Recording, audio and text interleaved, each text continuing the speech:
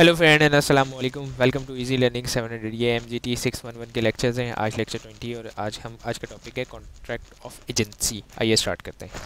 Contract of bailment ये हम पिछले लेक्चर में काफ़ी डिटेल से डिस्कस कर चुके हैं। सारी बातें मैंने उसके अंदर एक एक करके जो बेलमेंट बेली ये सब benefits of baler benefits of belly और ये सब हम पिछले लेक्चर में डिस्कस कर चुके हैं। प्लेज और राइट्स एंड ड्यूटीज़ ये भी पिछले लेक्चर के अंदर हम डिस्कस कर चुके हैं। आज का जो टॉपिक है वो कॉन्ट्रैक्ट ऑफ एजेंसी है।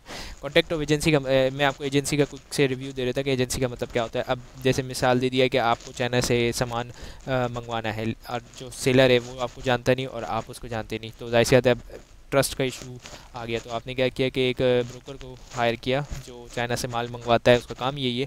तो आपने उसको पैसे दिए कि भाई फ़लाँ चीज़ मुझे मंगवा के दे दो। उसने थोड़ी सी कमीशन चार्ज किया अपना और फिर आपको सामान मंगवा के दे दिया। और एजेंट वो होता है जैसे द ब्रोकर है और प्रिंसिपल जो है वो आप है। इसको हम वन बाय वन आगे हम डिस्कस करेंगे कि कंसर्न क्या होता है, ऑपरेशन ऑफ लॉ, इंस्टॉपल, रेटिफिकेशन वगैरह। अभी स्टार्ट एक्सप्रेस इसको भी अब हम करते हैं कि भाई एक्सप्रेस और इम्प्लिसिट अथॉरिटी का मतलब क्या होता है। अथॉरिटी एक्सप्रेस का मतलब क्या होता है, जो वर्ड या स्पोकन हो, मतलब यानी लिखा हुआ या रिटर्न हो या फिर स्पोकन हो यानी मुंह ज़बानी बोला हुआ, या फिर जो इम्प्लाइड है वो है कि एक ऐसे सर्कमस्टेंसेस बन जाए या ऐसे सर्कमस्टेंसेस के जिसके अंदर वो लगे कि वो एजेंट है। और इसके अंदर थिंग्स टू बी स्पोकन और रिटर्न इन ऑर्डनरी और कोर्स ऑफ डीलिंग में भी अकाउंट इन सर्कमस्टेंसेस, यानी मतलब एक ऐसे सर्कमस्टेंसेस बन जाए कि जिसके अंदर जैसे आप एक बंदा आपके साथ जा रहा है, आपके साथ सारी डीलिंग कर रहा है, तो लोग यही समझेंगे ना कि ये तो कोई ख़ास बंदा है जब तो आपके साथ घूम रहा है। और आप अब जैसे ब्रोकर की मिसाल ले लें, आप ब्रोकर के पास बार बार जा रहे हैं तो आप लोग यही समझेंगे कि यही बंदा है जो चाइना से माल इंपोर्ट करके दे रहा है। इसका मतलब ये होता है इम्प्लाइड का मतलब। अब है operation of law. Operation of law कि मतलब किसी भी ज़रिए कोई ऑपरेशन ऑफ लॉ, यानी मतलब ऑपरेशन लॉ के ज़रिए आप एजेंट बन गए। जैसे मैंने मिसाल दी थी, इसके अंदर भी देख लेते हैं हम। मिसाल मैंने दी थी डायरेक्टर की पिछले लेक्चर के अंदर, वही मैं रिपीट करता हूँ कि जो डायरेक्टर होता है वो कंपनी का बाय ऑपरेशन ऑफ लॉ जो है वो एजेंट है कंपनी का। Agent authority is in an emergency to act fair for the protection of the party and loss for done and to be ordinary prudence to be, यानी कि agent इसके अंदर लिखा हुआ है कि एक एजेंट की जो अथॉरिटी यानी मतलब इमरजेंसी है। अब जैसे मिसाल दे दिया है कि डायरेक्टर को मैंने बैंक की मिसाल देता हूँ आपको। जैसे डायरेक्टर गया कंपनी के पैसे डिपॉजिट करवाने, अब वो इमरजेंसी सिचुएशन हो गई। क्या इमरजेंसी सिचुएशन है? क्योंकि उसको पता चला कि भाई बैंक बंद होने वाला है या बैंक जो है वो बैंक की जो ब्रांचेस है वो बंद होने वाली है, बैंक के अंदर कोई मसला आ गया है। तो उसने क्या किया, फ़ौरन इमरजेंसी सिचुएशन हो गई, उसने क्या किया, अब वो प्रोटेक्ट करेगा किसको, प्रिंसिपल को करेगा। प्रिंसिपल कौन है? जो कंपनी है उसको प्रोटेक्ट करेगा। वो सारे पैसे उसने बैंक से अकाउंट से निकाले और कंपनी में ला के रख दिए। तो ये उसकी ordinary prudence, man of ordinary prudence, यानी मतलब जाहिर सी बात है अब कंपनी के पास पैसा आ गया। अब अगर बैंक बंद हो जाता तो कंपनी का जो पैसा है वो काफ़ी दिनों के लिए बॉन्ड हो जाता। तो इस चीज़ को इमरजेंसी की उस सिचुएशन में उसने किया। अब जैसे इसके अंदर मिसाल दी गई है कि जो फूड ट्रक है वो कहाँ से जा रहा था, लाहौर से डेरा इस्माइल खान, तो उसको हादसे का शिकार हो गया। तो अब फूड ट्रक जो ड्राइवर था वो कॉन्टैक्ट नहीं कर पा रहा किसी भी रीज़न की वजह से। वैसे तो खैर अभी मुश्किल है कि भाई ये कहना कि भाई कॉन्टैक्ट नहीं कर पा रहा, अब तो मोबाइल फ़ोन है, इंटरनेट है, लेकिन चले मान लेते कि कॉन्टैक्ट नहीं कर पा रहा। तो उसने क्या किया, अब जाहिर सी फ्रूट तो है वो प्रेशियसेबल, यानी मतलब जाहिर सी अगर आज नहीं बिके तो कल ख़राब हो जाएंगे, टोटल लॉस हो जाएगा। तो उसने क्या किया कि मार्केट रेट पर सारे उसने जो है जो फ्रूट्स थे वो बेच दिए। तो उसने क्या किया, मैन ऑफ ऑर्डनरी प्रूडेंस वाला काम किया और उसने प्रोटेक्ट किया जो प्रिंसिपल है। ठीक है। Agency estoppel refer to a situation in the word और conduct that to be impress in the mind that, मतलब क्या, इसका मतलब ये है कि मैं आपको बताता हूँ। इसका क्रस की मिसाल दे दिया कि आपके साथ आपका एक कुलीग घूम रहा है, ठीक है, और आप एक कॉन्फ्रेंस के लिए आए, एक बिजनेस डील के लिए आए हुए, तो लोग यही समझेंगे ना कि आप ही का बंदा है और या तो आपसे डील करेंगे, प्रिंसिपल आप हैं और आपका एजेंट वो हो गया। ठीक है। इसके अंदर जैसे मिसाल भी दी हुई है कि जो मिस्टर असलम है वो प्रिंसिपल हैं और मिस्टर सलमान जो थर्ड पार्टी बिलीव कर रही है कि कामरान एज एन एजेंट। अब under the impress that inter into, मतलब क्या, अब मिस्टर जो असलम है वो एजेंट, वो एज अ प्रिंसिपल है और जो उनके जो थर्ड पार्टी है वो कौन है, मिस्टर सलमान है। ठीक है। और कलीम के साथ वो डील कर रहे हैं, क्यों? क्योंकि वो आपने उनको जाहिर किया कि ड्यू टू कंडक्ट, आपके जाहिर यानी आपके कंडक्ट यानी मिस्टर असलम के कंडक्ट से जाहिर हुआ कि ये जो है मिस्टर कलीम जो है वो एजेंट है। अब इसके अंदर क्या है, इसके अंदर the following situation is may be emerge for the scenarios, ठीक है। मिस्टर असलम टर्मिनेट जो है वो एजेंसी रिलेशनशिप किससे कर चुके हैं, मिस्टर सलमान से, but however was not knowledge of the mister Kaleem, Kaleem को नॉलेज नहीं थी, कलीम को, ठीक है। Continuously commercial dealing with the Salman under the principal estoppel can not be claim that the Salman is not as far as the transaction is concern. मतलब क्या, अब जैसे मिस्टर असलम ने जो वो रिलेशनशिप था एजेंसी का वो तोड़ दिया, ठीक है, मिस्टर सलमान से। हाउएवर द उनको मिस्टर कलीम को जो है वो नॉलेज नहीं है, ठीक है। लेकिन अब स्टॉपल एजेंसी, ये स्टॉपल का जो रूल है वो ये कहता है कि मिस्टर असलम जो है वो ये नहीं कह सकते, कैन नॉट बी क्लेम कि वो एजेंट नहीं है, वो एजेंट है as far as the transaction और कंसर्न, यानी मतलब ट्रांजेक्शन तक वो एजेंट है, क्योंकि उन्होंने उनको नॉलेज नहीं थी। इसके अंदर असल पॉइंट है जो नॉलेज, अब अगर नॉलेज होती तो जाहिर से तो वो डील ही नहीं करते। तो मसला खड़ा यहीं पे हो रहा है कि भाई नॉलेज नहीं थी, इस अगर टर्मिनेट, मतलब ये ऐसे नहीं होता कि भाई मैंने टर्मिनेट कर दी खुद से सोच लिया, नहीं ऐसा नहीं है, बाकायदा नॉलेज देनी पड़ती है बंदे को, ठीक है। अब इसके अंदर एक और मिसाल दी गई स्टॉपल की। मिस्टर सलमान जो है वो इंटर कॉन्टैक्ट हुए कलीम के साथ, ट्रांजेक्शन नॉलेज, अच्छा knowledge in the mister Aslam, अब मिस्टर असलम की नॉलेज में mister Aslam does not intimidate that mister Salman is not agent, mister under this can not be claim that mister is an agent, यानी मतलब क्या नॉलेज है।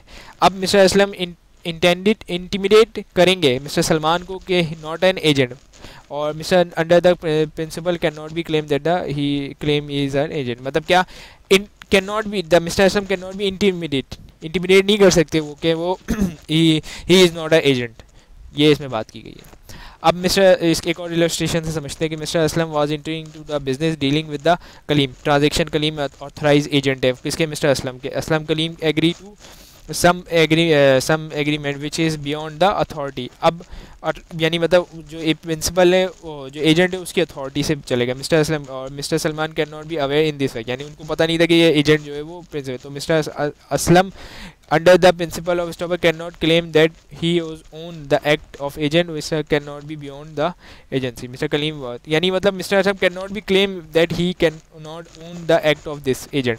मतलब देखें इसके अंदर साफ सी मिसाल दी गई है कि एजेंट जो है वो प्रिंसिपल की जिम्मेदारी है, ठीक है, अगर वो रिस्पॉन्सिबिलिटी से ऊपर जाएगा तब भी मिस्टर असलम रिस्पॉन्सिबल हैं, इसमें ये बात की गई है।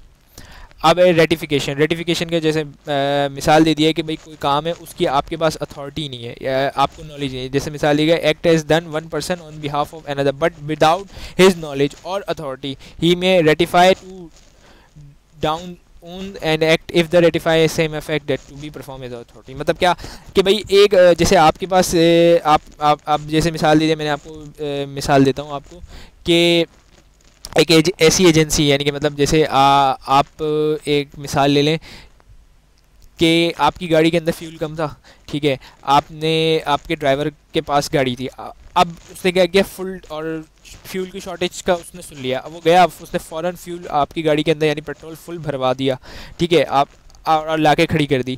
तो अब आप जाहिर सी बात है आपने बोला, अब आपको पता चला कि भाई ड्राइवर ने ये किया है, तो आपने क्या किया, आपने बोला यार मैंने तो मुझे नॉलेज तो नहीं थी कि तुम ये करोगे और ऑथराइज़ भी नहीं हो, लेकिन तुमने एक अच्छा काम किया, क्योंकि अगर शॉर्ट ऑफ फ्यूल होता और जो मार्केट में अंदर सप्लाई होती तो मुझे परेशानी होती, तो मैं तुम्हारी इस जो तुमने काम किया इसको मैं रेटिफाई करता हूँ, इसको ऑथराइज़ करता हूँ कि तुमने ये सही काम किया। और इसका मतलब क्या है, if he had perform in the agent, अगर वो एजेंसी यानी मतलब अगर खुद आप प्रिंसिपल एज अ प्रिंसिपल आप कहते हैं कि भाई भरवा के ले आओ, तो वो उसी की शक्ल इख्तियार कर जाएगा। रेटिफिकेशन का मतलब ये यही होता है। अब इलस्ट्रेशन से समझते हैं। Mister Fahad as an agent, mister Salman lend कर दिया उनको, मिस्टर सलमान जो है वो लैंड कर रहे हैं किसको, to mister Kaleem, mister Fahad agent है, ठीक है। अब मिस्टर कलीम जो है वो मंथली पे कर रहे हैं टू मिस्टर फ़हाद कौन है, एजेंट है, ठीक है। Rendering the account in this respect, जो प्रिंसिपल है जायद अकाउंट जो है वो रेंडरिंग कर रहे हैं प्रिंसिपल को mister Salman by accepting the profit. अब मिस्टर सलमान कंडक्ट इंटीवाई ratification of this amount to provide his agent without any authority.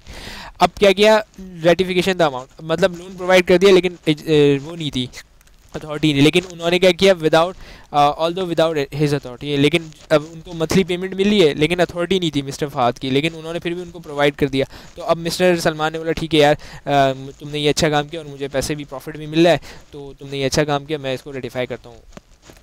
अब affect of ratification, a person ratify any unauthorized act done on behalf of ratification whole transaction will such as the perform as a part, मतलब क्या affect, अगर अगर कोई ऐसा काम जो unauthorized था, जैसे पिछली मिसालों के अंदर देखते आए कि भाई लोन दे दिया था, ठीक है, तो वो उसका नहीं था, या जैसे मैंने पेट्रोल वाली मिसाल दी आपको, तो उसमें ऑथराइज तो नहीं थे, अनऑथराइज थे, लेकिन आपने अब हो गया, यानी मतलब आपने ट्रांजेक्शन आपने कर दिया और प्रिंसिपल को भी पता चल गया, तो अब वो सेम एज अ पार्टी, यानी मतलब वो same same as a transaction कर जाएगी जैसे कि उसके पास अथॉरिटी थी, ठीक है।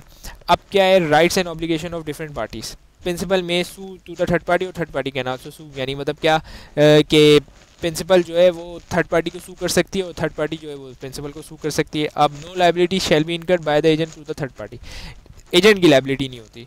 अब एजेंट की लाइबिलिटी जो है वो थर्ड पार्टी के लिए नहीं है, क्योंकि एजेंट तो ऑन बिहाफ ऑफ प्रिंसिपल ही काम कर रहा है ना। अब agent not liable for exceeding his authority, देखें मैंने पहले मिसाल दी थी, लोग बोलेंगे भाई ये तो उसकी एक्सीडिंग अथॉरिटी से, लेकिन तब भी उसको माननी पड़ी प्रिंसिपल को, तो इस वजह से मैंने की थी, क्योंकि एजेंट जो है वो हमेशा बिहाफ ऑफ काम करता है, क्योंकि अगर एजेंट ये एक है कि भाई एजेंट अगर एक्सीड करता है अथॉरिटी से तो वो लाइबल नहीं है, प्रिंसिपल वो लाइबल नहीं है, प्रिंसिपल ही उसका लाइबल है। Principal is required to under any law to reasonable remuneration for agent, ऐसे होते अगर आप किसी बंदे से काम करवाएंगे तो उसको पैसे देंगे, रीजनेबल रेम्यूनरेशन दे, ये नहीं कि बहुत कोई एक्स्ट्रा ऑर्डनरी दे, ये नहीं कि बहुत ही कोई कम दे दे, लेकिन ये कि रीजनेबल आप उसको पैसे अदा करेंगे। उम्मीद है कि आपको आज का लेक्चर से समझ में आएगा। इस लेक्चर से रिलेटेड कोई भी क्वेश्चन है तो नीचे कमेंट बॉक्स में मेंशन करें, इस चैनल को सब्सक्राइब करें, and thank you for watching this video.